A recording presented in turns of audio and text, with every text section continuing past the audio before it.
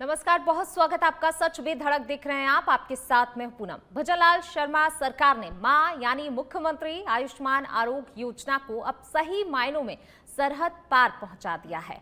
अब राजस्थान के पात्र परिवार न केवल प्रदेश में बल्कि देश के 30,000 से ज्यादा सरकारी और निजी अस्पतालों में 25 लाख तक का मुफ्त और कैशलेस इलाज करा सकेंगे, चाहे दिल्ली का एम्स हो, चंडीगढ़ का पीजीआई या फिर गुजरात और मुंबई के बड़े अस्पताल। अब इलाज के लिए किसी को अपनी जेब ढीली नहीं करनी होगी और ना ही अपनी जमीन जायदाद गिरवी रखनी होगी। आउटबाउंड पोर्टेबिलिटी की इस सुविधा ने राजस्थान को देश का पहला ऐसा राज्य बना दिया है जो अपने नागरिकों को पूरे हिंदुस्तान में स्वास्थ्य सुरक्षा की गारंटी दे रहा है। तो वहीं विपक्ष राजस्थान में स्वास्थ्य सेवाओं पर सवालिया निशान खड़े कर रहा है। आज चर्चा इसी पर करेंगे, बने रहिए हमारे साथ।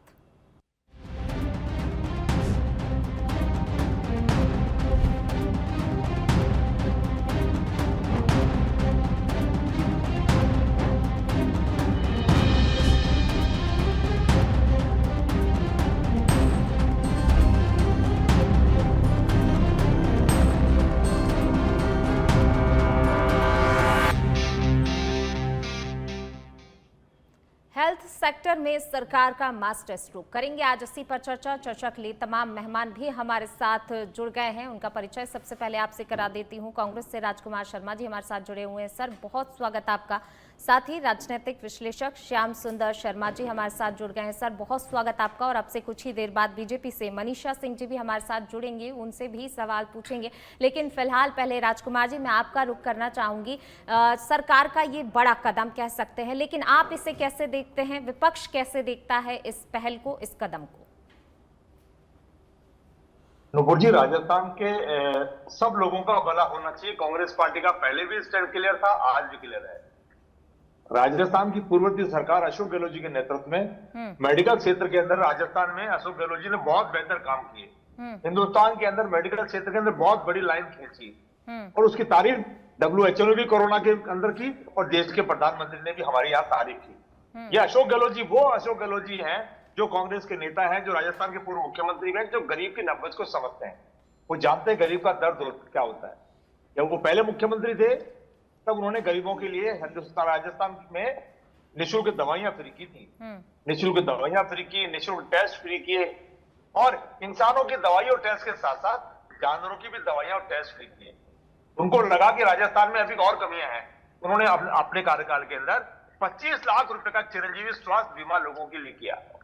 25 लाख रुपए का चिरंजीवी स्वास्थ्य बीमा मेरे ख्याल से पूनम जी बड़े बड़े कंपनी के सीईओ को भी नहीं मिलता है। जो बड़ी बड़े उद्योगपतियों के जो बड़ी बड़ी नौकरियां करते हैं, जो बड़े बड़े ओहदों पर है, राजकुमार जी, आपने सरकार के कार्यकाल को तो गिना दिया, अशोक गहलोत जी के कार्यकाल को आपने गिना दिया। क्या कुछ उपलब्धियां आपकी रही, क्या कुछ आपकी तरफ से किया गया? मैंने आपसे ये पूछा कि जो सरकार की तरफ से अभी फिलहाल ये कदम उठाया गया है, उसे आप कैसे देख रहे हैं? ये कदम जो उठाया गया है, ये कदम तो सराहनीय कदम है, लेकिन 25 लाख रुपए का चिरंजीवी बीमा पूरे हिंदुस्तान में पहले भी हिंदुस्तान वासियों को मिल रहा था। राजस्थान के लोगों को 25 लाख रुपए का चिरंजीवी बीमा पहले भी पूरे हिंदुस्तान में सबको मिल रहा था। और इस संबंध में राजस्थान के पूर्व मुख्यमंत्री अशोक गहलोत जी ने आज दोपहर में जयपुर एयरपोर्ट पर बयान भी दिया है कि भारतीय जनता पार्टी इस इतिश्री को अपने खाते में लेना चाह रही है। लेकिन ये काम तो अशोक गहलोत जी की पूर्ववर्ती सरकार ने किया था। अब भारतीय जनता पार्टी ने कौन सा नया काम कर दिया है? चलिए, ठीक है, जवाब ले लेते हैं। मनीषा जी हमारे साथ जुड़ गई हैं। मनीषा जी, सबसे पहले तो बहुत स्वागत आपका। देखिए, आपने राजकुमार जी को सुना, कह रहे हैं कोई बड़ा काम आपने नहीं किया है, कोई नया काम नहीं है, क्योंकि इस तरीके की योजना जो है वो पहले भी ला चुके हैं। अशोक गहलोत के कार्यकाल में भी ये सब हुआ है, तो आपने कोई नया काम नहीं किया ये लाकर। देखिए, बिल्कुल सर्वप्रथम तो मैं माननीय भजनलाल जी का बहुत बहुत आभार व्यक्त करना चाहूँगी कि उन्होंने आम जनता के लिए ये जो कैशलेस इलाज है पूरे जिस तरह से आप देखें कि देश भर में 31,000 जो निजी और सरकारी अस्पताल है वहाँ पे आम जनता इलाज करवा सकेगी। इस तरह से उनको राहत देने का जो काम किया है उनके लिए उनको बहुत बहुत धन्यवाद। और देखिए, आप ये देखिए कि राजकुमार जी से के उन्होंने सराहनीय कदम तो बताया, लेकिन आप ये अपनी जो सरकार के बारे में जो कह रहे थे, सबसे पहले तो माननीय जिस तरह से आप माननीय भजन लाल जी ने जिस तरह से जो हमारी जनता है उनको राहत दी है उसकी तारीफ तो करिए, लेकिन आप ये देखिए जिस तरह से कह रहे हैं कि गहलोत जी ने, देखिए सबसे पहले जो ये योजना है वो भामाशाह जो आदरणीय वसुंधरा जी हैं वो लेके आए थे। उसके बाद में इनकी सरकार आई, इन्होंने उसको बंद कर दिया। 2018 से लेके 2021 तक इन्होंने जनता को रुलाया बहुत ज्यादा। स्वास्थ्य क्षेत्र में किसी भी प्रकार की कोई नहीं थी, जबकि उनको ज्यादा जरूरत थी, कोरोना काल था। लेकिन जिस तरह से इनकी आदत है कि जाते जाते इनके गहलोत जी की या कांग्रेस की आदत है कि जाते जाते ये अनाउंसमेंट करते हैं, तो उसी तरह से इन्होंने जाते जाते ये किया और उसका कितना लागू हुआ वो सभी के सामने है। जो भ्रष्टाचार थी, जो कमियां थी, वो सभी के सामने है। तो आप ये देखिए कि सराहनीय पहल तो किया ही है, देश भर में लागू किया। इनके टाइम में कौन सा देश भर में लागू किया गया था, आप इसके बारे में बात करिए ना। आप राजकुमार जी इसके बारे में बताइए कि ये किस तरह से है। आप देखिए कि माननीय भजन लाल जी का इतना बड़ा कदम है, वो जो कहते हैं वो करते हैं। उन्होंने देखिए महिलाओं के क्षेत्र में, रोजगार देने के क्षेत्र में युवाओं को, और आप देखिए कि आगे से आगे गरीबों के लिए, किसानों के लिए जो कार्य किए हैं वो ऐतिहासिक कार्य है। बिल्कुल। चलिए, श्याम सुंदर जी भी हमारे साथ जुड़े हुए हैं, उनसे भी एक प्रतिक्रिया सबसे पहले तो ले लेते हैं। श्याम सुंदर जी, देखिए पहली चीज तो ये कि आप इस कदम को कैसे देखते हैं, दूसरा ये कि आपने सत्ता पक्ष और विपक्ष दोनों को सुना, उसके बाद आप क्या कहेंगे? देखिए सोनम जी, राजस्थान के निवासी जो सीमावर्ती इलाकों में रहते हैं, क्योंकि वो प्रदेश में तो इलाज करा पाने में सक्षम नहीं हो पाते, इसलिए वो गुजरात भी जाते हैं, दिल्ली भी जाते हैं, चंडीगढ़ भी जाते हैं, या मध्य प्रदेश वगैरह जो उनके सीमावर्ती इलाकों में है, उनको दिक्कत होती थी कि उनका इलाज राजस्थान के उन सीमावर्ती इलाकों में संभव नहीं हो पाता था, तो वो बेहतर इलाज के लिए बाहर जाना पसंद करते थे, जाना चाहते थे। अब देखिएगा कि मैं कह सकता हूँ कि 19 दिसंबर 2025 से पहले राजस्थान में ही इलाज मिल रहा था उसका। 25 लाख तक का बीमा जिस प्रकार से कांग्रेस सरकार ने लागू किया था, इस सरकार ने उसको लागू रखने के बाद भी पूरे देश में इलाज कराना संभव कर दिया। तो एक बड़ा कदम है। राजकुमार जी, आपको इसकी तो प्रशंसा करनी चाहिए कि आपने तो देखिएगा जब महंगाई राहत शिविर लगाए थे तो उस वक्त रजिस्ट्रेशन किया था और कहा था जाते जाते जो करके गए थे आप, वो इलाज कितना लोगों को, 25 लाख लोगों को, 25 लाख का इलाज सबको तो चाहिए नहीं होता।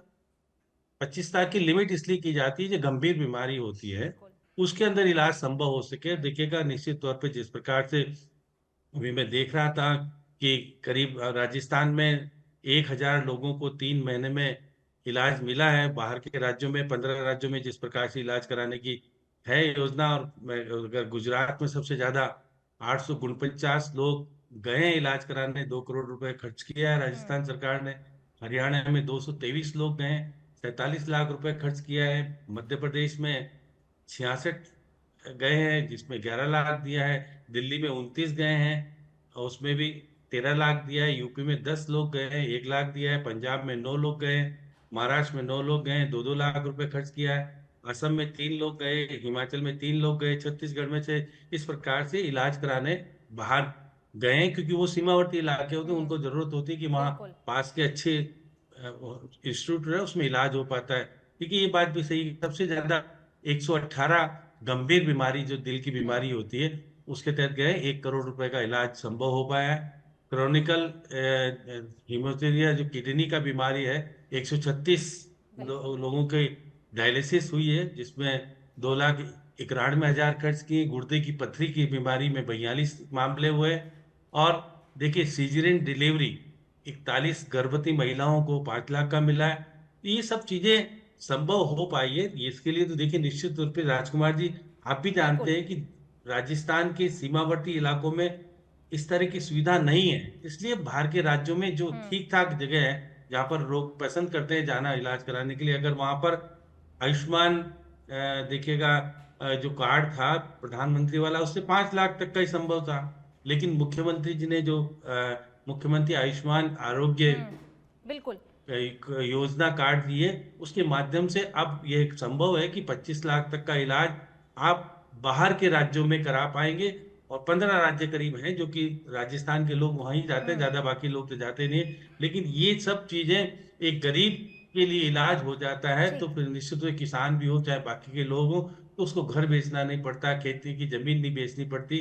बहुत अलग तरह की, अशोक गहलोत भी कहा करते थे कि भाई गरीब इलाज करा नहीं पाता था इसलिए मैं उसको इलाज, तो मुख्यमंत्री जी भी गरीब और किसान के बेटे हैं जो कि एक छोटे से गांव से आए हैं, सरपंच भी रहे, तो ऐसी स्थिति में उनके दिल के दर्द को जानते हैं। और जिस तरह की व्यवस्था की है 19 दिसंबर 2025 के बाद जो कुछ संभव हुआ है उसकी सराहनीय किया जाना चाहिए। और निश्चित रूप से गरीब को इलाज मिल जाता है तो जी जाता है तो उसको वो दुआएं भी देता है निश्चित तौर पर। इसलिए कह सकते हैं ये योजना अच्छी है और सीमावर्ती इलाकों में ये एक श्याम सुंदर जी निश्चित तौर पे वहाँ के लोगों को बहुत बड़ा वो दे रही है योगदान। बिल्कुल राजकुमार जी, देखिए आपने मनीषा जी को भी सुना, आपने श्याम सुंदर जी को भी सुना। आपको सरकार के इस कदम की तो प्रशंसा वाकई करनी चाहिए, क्योंकि देखिए कई लोग ऐसे हैं जिन्हें इलाज की दरकार होती है लेकिन समय पर इलाज नहीं मिल पाता है, कई सारी परेशानियां होती हैं, लेकिन वो परेशानियां अब इस कदम से नहीं होंगी, ये तो आप मानेंगे। साथ आप जिस कार्यकाल की बात कर रहे थे तो मनीषा जी ने कहा कि देखिए आपने भामाशाह योजना को बंद किया, आप अपनी उपलब्धियां तो गिना रहे हैं लेकिन जो चीजें आपने की उसका नकारात्मक प्रभाव क्या पड़ा, वो चीज भी बताइए आप जरा। पूनम जी, राजस्थान के लोग जानते हैं, राजस्थान के लोग जानते हैं कि अशोक गहलोत नाम के व्यक्ति ने राजस्थान के अंदर चिकित्सा महकमे में कितना लोगों का ख्याल रखा, खासकर गरीब वर्ग का। मैंने पहले ओपनिंग कमेंट में भी कहा, फिर दोबारा रिपीट कर रहा हूं कि माननीय गहलोत साहब गरीब की नब्ज को समझते हैं, वो जानते हैं गरीब का दर्द क्या होता है, वो जानते हैं इलाज में कैसे पानी की तरफ पैसा बहता है। लोग जमीन बेचते हैं, ब्याज भी लेते हैं, गहने गिरवी रखते हैं, वो जानते थे, तभी उन्होंने निःशुल्क दवा की, निःशुल्क टेस्ट किए, निःशुल्क इलाज किया, चिरंजीवी बीमा को बढ़ाया, 25 लाख तक पहुंचाया। आज उसी बात को राजस्थान के वर्तमान मुख्यमंत्री भजनलाल जी ने सीमावर्ती इलाकों में अगर ये इलाज चालू करवाया है तो मैंने पहले भी कहा ये प्रशंसनीय है। लेकिन भारतीय जनता पार्टी की सरकार अशोक गहलोत जी के जो मेडिकल क्षेत्र के कार्य किए हुए हैं, अगर उस लाइन को बड़ा कर दे तो राजस्थान हिंदुस्तान के अंदर मेडिकल क्षेत्र के अंदर सबसे बड़ा राज्य बन सकता है। बिल्कुल लाइन को बड़ा ही किया गया है यहाँ पे। आपके समय में देश भर में इलाज नहीं करवा सकते थे, लेकिन आप देखिए अभी हमारा गरीब, हमारा किसान बाहर जाके इलाज करवा सकता है। और जिस तरह से श्याम सुंदर जी एक समय वो भी था सीमावर्ती क्षेत्र से बाहर जो उन लोगों को और ज्यादा बड़ी राहत मिली है कि वे अन्य राज्यों में जाकर, आप ये देखिए अन्य राज्यों में जाकर वो इलाज ले सकते हैं। लाइन को बड़ा ही किया गया है। इवन उस आपकी लाइन तो बहुत छोटी है कि जिस समय आप 2 साल बनाम 5 साल के कार्यों को उठा के देख लीजिए तो उसके सामने तो पिछली जो सरकार है कांग्रेस की बहुत छोटी सी लाइन नजर आएगी हमें। यहाँ पे माननीय मुख्यमंत्री इसी स्वास्थ्य योजना को लंबी लाइन करके आप देखिए कि बाहर जाने जो अन्य राज्यों में जिस तरह से इलाज ले पाएंगे हमारे जन, आप देखिए कि उनके आम आदमी के जीवन की गारंटी उन्हें दी गई है। ठीक है मनीषा जी, राजकुमार जी रखिए अपनी बात। पूनम जी, गहलोत साहब ने आईपीडी टावर बनाया था एसएमएस अस्पताल के अंदर, 24 मंजिला है। राजस्थान में ऐसा आईपीडी टावर नहीं है, 2025 में बन जाना चाहिए था। 1200 बेड है। भारतीय जनता पार्टी की सरकार क्यों लापरवाही कर रही है इतने बड़े काम के अंदर? राजस्थान के गरीब को और अमीर को तमाम लोगों को फायदा मिलेगा। जिस तरीके से आपने अशोक गहलोत के कार्यकाल का जिक्र किया, बार बार आप कर भी रहे हैं, चिरंजीवी योजना ठीक है, वो भी ठीक है, लेकिन आपने उस टाइम पर भामाशाह योजना को बंद किया जब मरीज कोरोना काल था, मरीजों को ज्यादा जरूरत थी, ऐसे समय में आपने उस योजना को बंद कर दिया। पूनम जी, देश के प्रधानमंत्री झूठ बोलते हैं क्या? WHO झूठ बोलता है क्या? राजस्थान हिंदुस्तान के अंदर वो राज्य है, खासकर भीलवाड़ा मॉडल WHO ने भी तारीफ की थी। ये भारतीय जनता पार्टी कहां से बोल रही है हमको पता नहीं। और देश के प्रधानमंत्री झूठ बोलते हैं क्या? देश के प्रधानमंत्री आदरणीय नरेंद्र मोदी जी ने भी राजस्थान की कोरोना प्रबंधन की तारीफ की थी और पूर्व मुख्यमंत्री अशोक गहलोत जी ने कहा था कि दवा के अभाव में किसी को भी मरने नहीं दूंगा। चलिए आपके सवाल का जवाब ले लेते हैं। मनीषा जी क्या कहेंगी आप? देखिए राजकुमार जी, वो समय ऐसा था जिसमें सभी को एक तरह से आप देखिए कि परेशानी होती। माननीय नरेंद्र मोदी जी थे जो कि विदेशों में उन्होंने टीकाकरण पहुंचा के आप देखिए कि सभी को राहत देने का काम किया था और देश में सभी को बढ़ावा दे रहे थे। वो जिस तरह से वो मॉडल था, देखिए आप बताइए कि सभी देशवासियों को साथ में लेकर चलने का काम किया था। उन्होंने ये नहीं किया विरोध की राजनीति नहीं की, जिस तरह से आप विरोध की राजनीति करते हैं, कांग्रेस सरकार विरोध की राजनीति करती है। आप देखिए, आप हर चीज के लिए आप इतनी सराहनीय पहल को भी अगर आप नकार रहे हैं तो आप देख लीजिए खुद ही। और देखिए, देश की जनता बिल्कुल जानती है, देश की जनता जानती है, तभी तो आज आप विपक्ष में बैठे हैं। लोग इलाज के लिए दर दर भटक रहे हैं, विपक्ष में हम बिठाया सरकार को टोके भी नहीं। पिछली बार जो आप लोगों ऐसा ने मतलब खूब नहीं भ्रष्टाचार है, किया, आईपीसी टावर अटका पड़ा है, जो धांधलियां की, आप देखिए 3500 का, आप देखिए 3500 का जो आप नहीं, देखिए मेरी बात सुनिए, 1.5 लाख में खरीदा जा रहा था, वो भ्रष्टाचार नहीं था।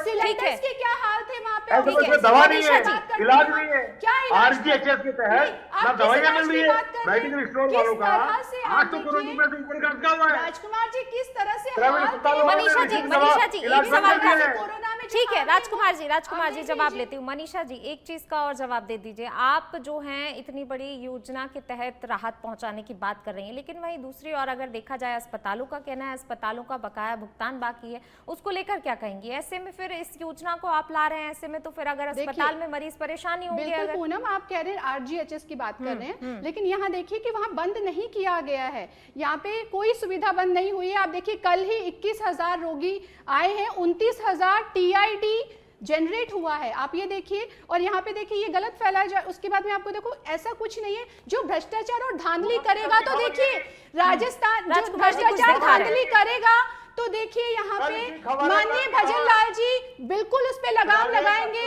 और लगाया ही है। चाहे पेपर लीक की बात कर लो, चाहे आप धांधली की बात कर लीजिए, आपके पास उस पे लगाम कसेगी ही कसेगी। आप इस पे बात करिए। बिल्कुल, चलिए राजकुमार जी क्या दिखा रहे थे आप, जरा वो भी दिखा दीजिए, अपनी बात भी रखिए। पूनम जी, निजी अस्पताल में आज से ओपीडी कैशलेस दवाएं बंद।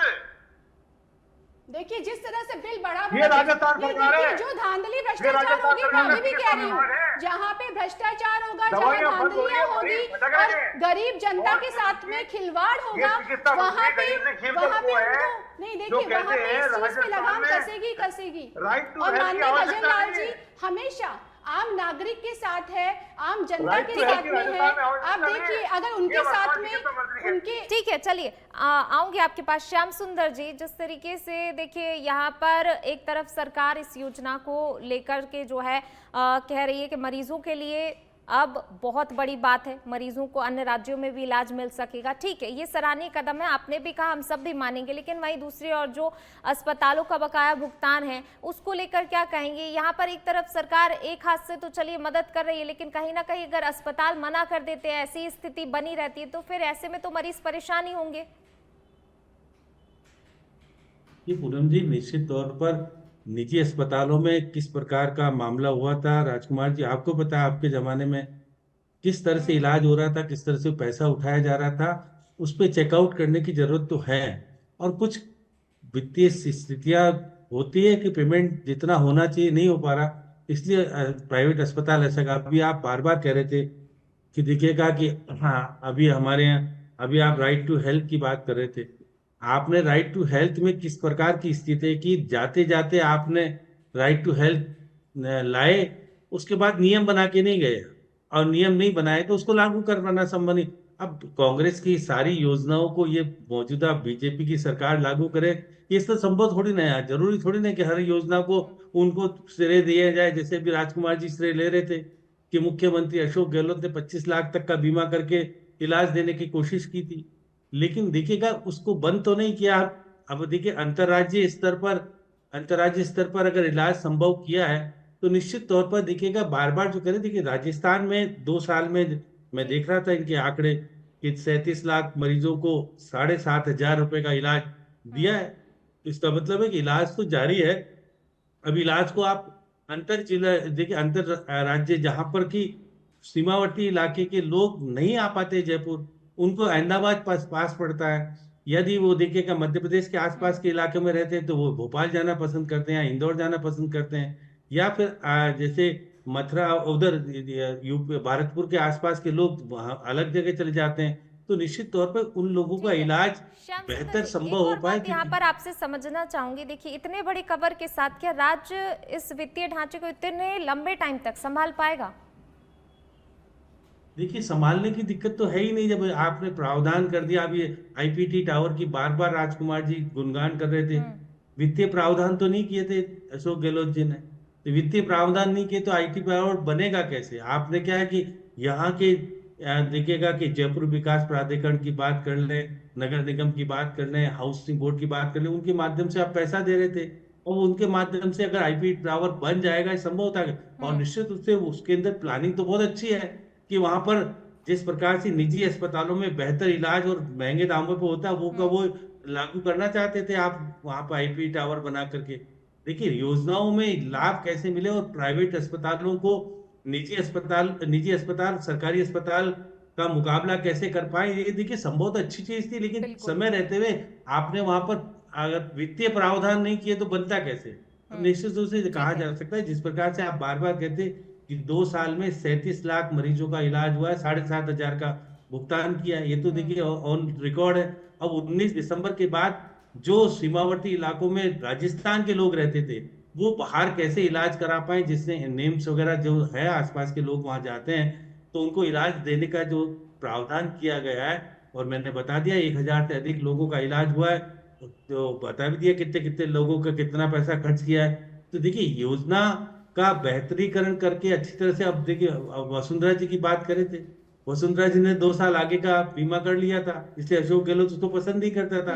आपके जमाने में वसुंधरा जी ने तो 2 साल आगे का बीमा करके इलाज करने की आयुष्मान जो 3 लाख तक का बीमा इलाज भी संभव हो रहा था, वो अलग तरह का विवाद फंस गया था। और आपने तो देखिए भारत वाली योजना को अशोक गहलोत ने लागू नहीं किया, इसलिए देरी होती रही। केवल योजना बना करके लागू करना एक बड़ी चुनौतीपूर्ण बिल्कुल। होता है। आपने योजना बना दी, जाते जाते लागू की थी। राइट टू हेल्थ कब किया था लागू आपने? नियम बनाए थे, नहीं बनाए थे? तो देखिएगा उन बड़े अस्पतालों को तो निकाल दिया आपने। तो एक बड़ा अलग तरह का माहौल है, क्योंकि मेरे को इस साइड की जानकारी, इसलिए मैं आपको राजकुमार जी बता रहा हूँ, नहीं तो मैं इस चीज को नहीं बता पाता। अब आप, क्योंकि आप तो है अशोक गहलोत के भगत, तो अशोक गहलोत की बात कहेंगे, अशोक गहलोत के कहना भी चाहिए। आप पार्टी के लोग हैं तो पार्टी की बात तो ठीक। करोगे, क्यों नहीं कहोगे? ठीक जो है। चीज अच्छी है उसको अपनाना है, अपना करके आगे बढ़ाने का काम अगर भजनलाल शर्मा ने किया है तो उसकी तारीफ आपको भी करनी ठीक है। चाहिए। मनीषा जी, क्या है यहाँ पर फर्जी बिलिंग और घोटालों को रोकने के लिए एक जो है सिस्टम जो होता है, क्या मजबूत सिस्टम है? इसको किस तरीके से आप लोग जो है आगे करेंगे? क्योंकि देखिए, इतना बड़ा कवर आप दे रहे हैं, ऐसे में ज़रूरी है कि जो है पूरे तरीके से सही और पारदर्शी तरीके से काम हो।